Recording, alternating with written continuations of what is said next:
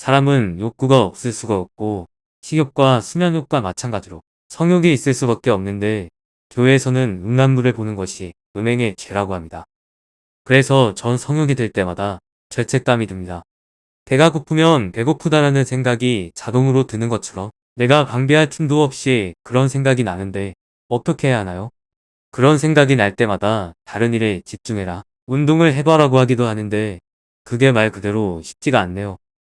성경에서는 바울이 육체의 정욕을 참을 수 없으면 결혼하라고 하는데 결혼은 내가 원한다고 할 수도 있는 게 아니니 현실적인 답변을 원합니다. 안녕하세요. 여러분을 보고 싶어하고 친해지고 싶어하는 김 목사 인사드립니다. 좋은 질문 너무 감사드립니다.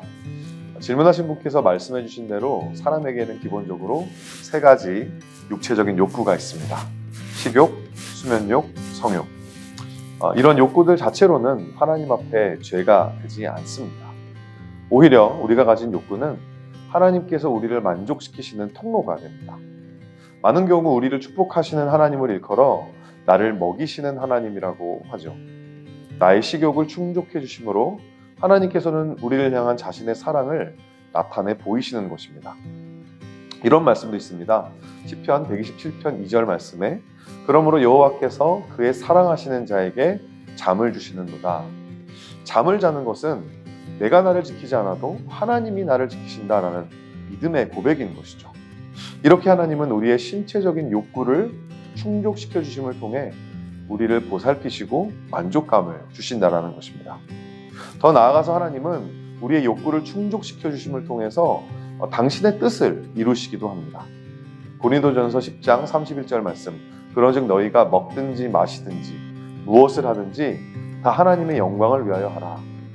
하나님을 믿는 사람들은 먹는 것까지도 마시는 것까지도 심지어는 잠을 자는 것까지도 하나님의 영광을 위해서 하는 것이라고 자신 있게 말할 수 있는 것이죠. 그런데 우리가 성욕에 대해서도 그렇게 말할 수 있을까요? 물론입니다. 성경은 섹스에 대한 이야기들로 가득합니다. 나쁜 이야기만 나오는 것이 아니라 좋은 이야기, 심지어는 남녀 간의 뜨거운 육체적 관계를 구체적으로 묘사하며 셀러브레이트하는 구절들도 있습니다. 아가서 7장이 대표적인데요. 일부분만 읽어드리면 오 나의 사랑 나를 기쁘게 하는 여인아 그대는 어찌 그리도 아리따고 고운가 그대의 늘씬한 몸매는 종려나무 같고 그대의 젖가슴은 그 열매송이 같구나. 이 종려나무에 올라가 가지들을 휘어잡아야지. 그대의 젖가슴은 포도송이 그대의 코에서 풍기는 향내는 능금 냄새 그대의 입은 가장 맛 좋은 포도주. 어떠신가요? 엄연한 하나님의 말씀입니다. 섹스는 인간에게 육체적 즐거움과 만족을 주기 원하시는 하나님의 디자인이 분명합니다. 더 나아가서 하나님은 우리의 성욕을 충족시켜 주심으로 당신의 뜻을 이루어 가시기도 합니다. 하나님과 공동체 앞에서 한 몸이 되기로 서약한 부부는 영적으로 한 몸이 되죠. 부부 사이의 성관계는 이 한 몸됨을 확인시켜주며 증폭시켜주기도 합니다.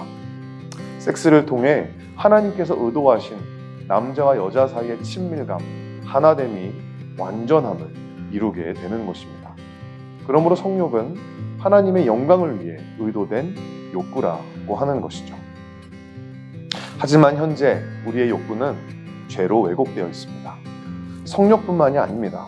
성경은 왜곡된 식욕으로 자신에게 주어진 장자권을 한 그릇 음식에 팔아버린 에서의 경망스러운 가벼움에 대해서 왜곡된 수면욕으로 폭풍우가 몰아치는 상황에 배의 가장 깊은 곳에서 불순종의 잠을 자고 있었던 요나의 둔감함에 대해서 이야기하죠. 왜곡된 성욕은 말할 것도 없죠. 하나님은 가나안의 바알과 아세라 신상에 절하는 이스라엘의 우상숭배를 영적 간음이다, spiritual adultery라고 명명하십니다. 그렇기 때문에 우리는 기독교인들로서 우리가 가진 모든 신체적 욕구들을 다스리고 절제하며 살아야 합니다. 먹고 마시는 것에 정신이 팔려 무엇이 중요한지 망각하면 안 되기 때문입니다. 해야 할 일이 있는데도 잠만 자고 있을 수는 없는 것이죠. 성욕도 마찬가지입니다. 하나님께서 정해주신 방법과 이치 안에서만 우리는 성욕을 충족받을 수 있습니다. 결혼이라는 테두리 안에서는 부부 사이의 한 몸됨이 확인되고 친밀감과 안정감이 이 성벽을 이루어 더욱 강화되는 게 하는 게 섹스이지만 그 테두리 밖을 넘어서는 순간 여러 가지 많은 경우 되돌이킬 수 없는 영적이고 정신적이고 신체적인 손상을 입게 되고요. 꼬리에 꼬리를 무는 사회적인 문제로 이어지게 되는 것이죠. 하지만 답답한 것은 오늘날은 결혼을 하는 것조차도 쉽지 않다는 것입니다. 20, 30대라는 혈기왕성한 나이에 결혼을 할 때까지 성욕을 억제한다는 것은 정말 불가능하게 느껴질 정도로 어려운 일이죠. 그래서 어쩔 수 없이 자위를 통해 성욕을 해결하게 되고 그것이 주는 수치심과 자괴감에 괴로워하는 악순환에 갇혀서 살게 되는 것입니다. 그래서 저는 이 자위의 문제점과 필요성 사이의 긴장감에 대해 말씀을 드리고 싶습니다. 자위를 통해 성욕을 해소하는 것은 하나님께서 디자인하신 섹스를 대체할 수 없습니다.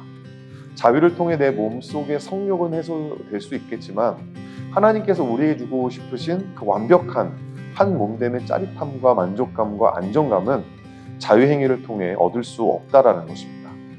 목마른 사람에게 바닷물을 주면 그 당시는 갈증이 해소되는 것처럼 보이지만 사실 몸은 더 탈수되고 갈증의 깊이는 더 깊어지는 것처럼 자유행위를 통해 우리는 더욱더 외롭고 고립되고 더 깊은 죄책감과 소외감에 갇혀 하나님께서 주시는 만족을 누리지 못한 채 불행하게 살게 되는 것이죠.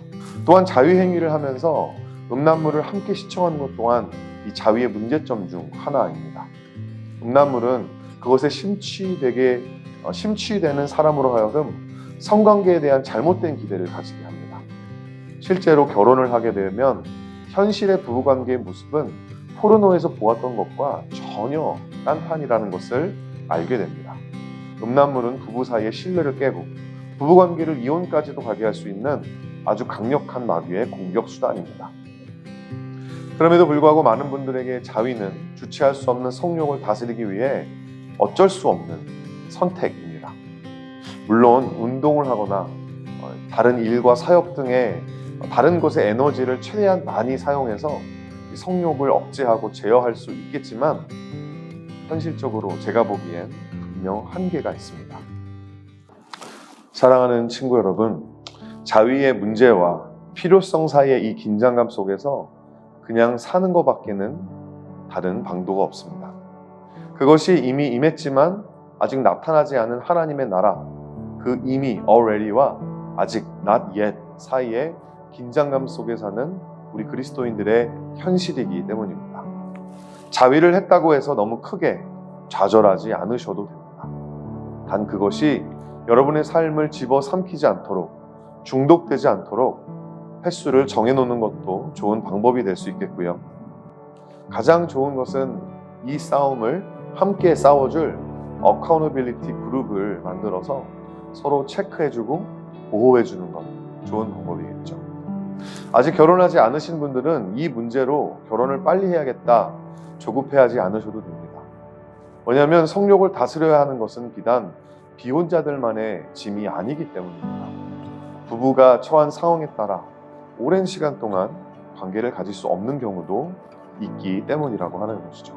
사랑하는 여러분, 우리가 받은 구원은 자위를 하지 않았기 때문에, 성욕을 잘 다스렸기 때문에 받은 보상이 아닙니다. 우리가 받은 구원은 우리의 부끄러운 숨은 죄들을 100%다 아시면서도 우리를 사랑하시는 하나님의 전적인 은혜의 선물로 받은 것입니다. 하나님께서 여러분들을 너무 사랑하십니다. 그러니까 여러분 힘내십시오. 건투를 빕니다. 이번 김 목사의 AS는 여기까지입니다. 여러분의 적극적인 질문과 고민들을 지금도 기다리고 있습니다. 댓글 혹은 더보기란에 있는 이메일로 많이 참여해 주시고요. 이번 영상이 도움이 되셨다면 좋아요와 구독, 알림 설정 꾹꾹 다른 분들에게도 많이 전달해 주셨으면 좋겠습니다. 그럼 저는 다음 달 이 시간에 다시 인사드리겠습니다. 안녕, 사랑해요.